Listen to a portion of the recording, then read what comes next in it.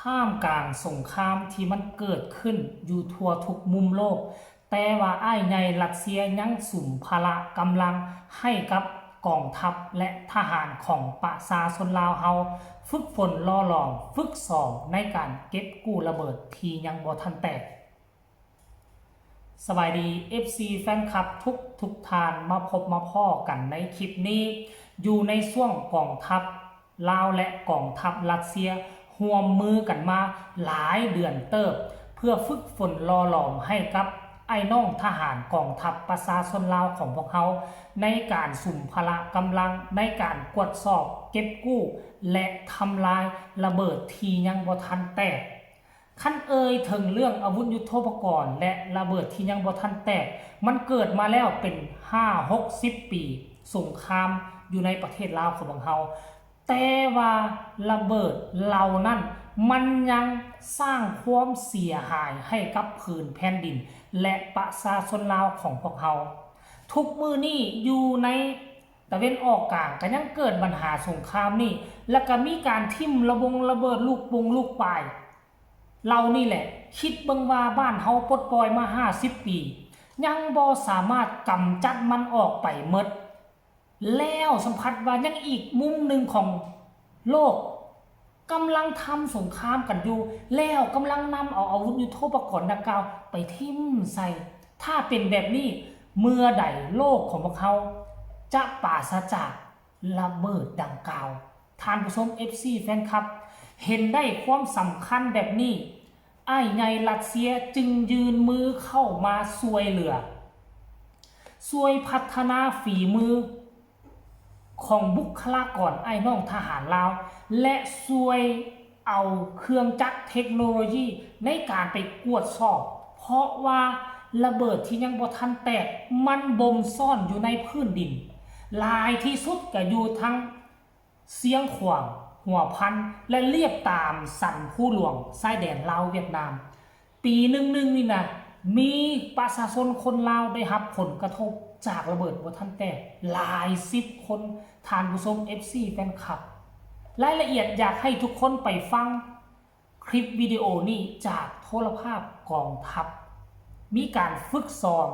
มีการสอบเซ็งมีการลงปฏิบัติตัวจริงอยู่ภาคสนามล้วนแล้วแต่เป็นวิชาการ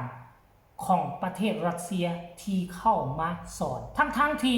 รัสเซียบ่เป็นผู้มาทิ่มและบ่แม่นผู้นำระเบิดมาวางอยู่ประเทศลาวไปชมคลิปนี้นำกันโลดในวันที่ 2 มีนา 2026 นี้อยู่ที่สโมสรกองบัญชาการทหารเมืองเวียงไซแขวงหัวพันได้จัดการสอบเสงเวียกงานอบรมการกดกู้และทำลายระเบิดบ่ทันแตกเพื่อมนุษยธรรมลาวรัสเซียประจำศก 2025-2026 โดยมีสหายพันเอกบุญสดอินทรีนาห้องหัวหน้ากรมสังแสงหัวหน้าซี่นำเวียกงานอบรมและสหายพันโทอันเดรบรัญยุกหัวหน้าหน่วยงานกดกู้ระเบิดศูนย์กู้มินสากลวิทยาคารทหารสังแสงกำลังประกอบอาวุธสาพันรัสเซียมีคณะรับผิดชอบเวียกงานอบรมและนักฝึกอบรมเข้าร่วมการสอบเสงในครั้งนี้เพื่อทดสอบความรู้ความสามารถของนักฝึกอบรมที่ได้ขึ้นห้องเรียนทั้งภาคทฤษฎีและภาคปฏิบัติตัวจริงในระยะ3 เดือนมีนักสอบเสงจำนวน48สหายมี4ภาควิชาอยู่ที่สโมสรกองบัญชาการทหารเมืองเวียงไซโดยการเป็นประธานของสหายพลจัตวาวงศ์จันทร์พันธ์จันทมานรองหัวหน้ากลุ่มใหญ่การเมืองกองทัพขณะซี่นำเวียกงานกวดกู้และทำลายระเบิดบ่ทันแตกเพื่อมนุษยธรรมที่เมืองเวียงไซศกปี 2025-2026สหายพันโทอันเดรบารัญยุกหัวหน้าหน่วยงานกดกู้ระเบิดศูนย์กู้มินสากลวิทยาคารทหารสังแสงกำลังประกอบอาวุธแห่งสาพันรัสเซียมีห้องหัวหน้ากลุ่มใหญ่เทคนิคกองทัพหัวหน้าการทหารกองบัญชาการทหารแขวงหัวพันห้องหัวหน้ากลุ่มสังแสงหัวหน้ากองเลขาห้องหัวหน้ากลุ่มผัวพันต่างประเทศคณะรับผิดชอบเวียกงานอบรมครูอาจารย์และนักฝึกอบรมเข้าร่วมสหายพันเอกบุญสดอินทรีนาห้องหัวหน้ากรมสังแสงหัวหน้าซี่นำเวียกงานอบรมเวียกงานกดกู้และทำลายระเบิดบ่ทันแตกเพื่อมนุษยธรรมลาวรัสเซียได้ขึ้นผ่านบทสรุปผลสำเร็จเวียกงานฝึกอบรมระยะสั้นเวียกงานกดกู้ระเบิดบ่ทันแตกที่ตกค้างซึ่งสุดนี้แม่นสุดที่8ประจำปี 2025-2026โดยการช่วยเหลือของกำลังประกอบอาวุธสหพันธ์รัสเซียให้แก่วิชาการระหบสังแสงกองทัพประชาชนลาวตลอดระยะการฝึกอบรมได้ดำเนินมาเป็นเวลา75 วัน เริ่มแต่วันที่15ธันวาคม2025หาวันที่2มีนาคม2026อิงตามสภาพตัวจริงในปัจจุบันสามารถสังเกตได้ข้อสะดวกข้อยุ่งยากจุดดีจุดอ่อนสามารถสรุปสั่งรวมโดยย่อการจัดตั้งเคลื่อนไหวฝึกอบรมกวดกู้และทำลายระเบิดคณะวิชาการครูอาจารย์ได้เอาใจใส่อย่างตั้งหน้าจัดตั้งปฏิบัติมงเวลาการขึ้นห้องลงห้องถ่ายทอดเกี่ยวกับบทเรียนอย่างละเอียดและจะแจ้งสมกับภาระบทบาทหน้าที่อันสูงส่งและมีเกียรติจุดประสงค์เพื่อให้นักฝึกอบรมกำได้ทฤษฎีหลักการและภาคปฏิบัติตัวจริงกำให้ได้บทเรียนเพื่อไปจัดตั้งปฏิบัติหน้าที่อยู่ในกลุ่มกองของตนให้ได้รับมากผลสูงโอกาสดังกล่าวสหายพันโทอันเดรบารันยุกหัวหน้าหน่วยงานกดกู้ระเบิดศูนย์กู้มินสากลวิทยาคารทหารสังแสงกำลังประกอบอาวุธแห่งสหรัฐเซีย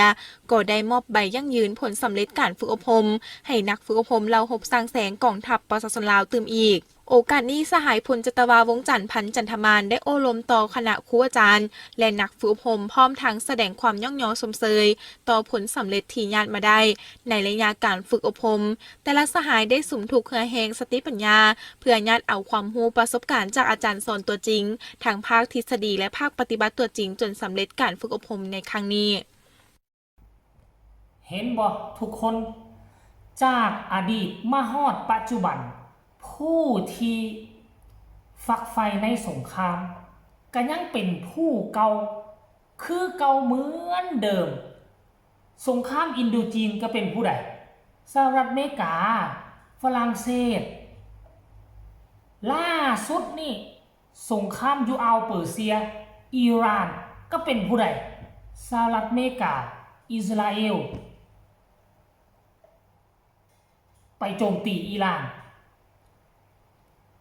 เกือบร้อยปีนี่นะสิ่งที่เขาทำให้ประเทศลาวและอีกหลายมุมอยู่ประเทศอื่นทั่วโลกนี่ยังกำจัดบ่ทันหมดแต่เขาน่ะนี่เก่ายังบ่ทันสร้างไปสร้างปัญหาใหม่ขึ้นมาติดเพราะฉะนั้นกองทัพประชาชนลาวของพวกเรา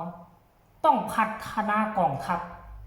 เคลื่อนไหวฝึกฝนล่อหลอมอยู่ตลอดอนาคตมันบ่แน่ว่ามันจะเกิดอีหยังกันขึ้นเฮาคิดว่าบ้านเฮาอยู่แบบนี้โอ้บ่เป็นหยังละอยู่ซื่อๆบ่มีภัยแล้วเฮาก็บ่ได้ไปเป็นพิษเป็นภัยนำไผอย่าสุไปคิดทุกมื้อนี้มันบ่แน่นอนอยู่ซื่อๆเพิ่นก็อยากได้บ้านเฮาเพิ่นก็ยกกองทัพเข้ามาซื่อๆมีแบบอย่างให้เห็นแล้วเวเนซุเอลาอยู่บ่อยู่ก็ไปบุกบ้านเขาต่อมาก็อิหร่านและเป้าหมายต่อไปก็บอกว่าคิวบาซึ่งเป็นเพื่อนมิตรประเทศเพื่อนมิตรประเทศอ้ายน้องร่วมอุดมการณ์คอมมิวนิสต์น้ำกันกับสปลาวของเราจับตาเบิ่งโลกทุกมือนี่เปลี่ยนแปลงแ